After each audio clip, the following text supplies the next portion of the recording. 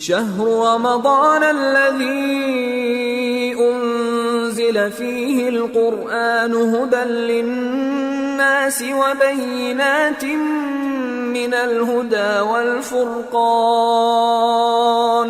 فمن شهد منكم الشهر فليصم ومن كان مريضا أو على سفر فعدة من أيام أخر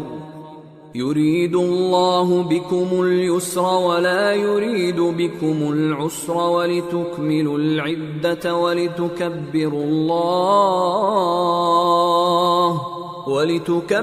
الله على ما هداكم ولعلكم تشكرون۔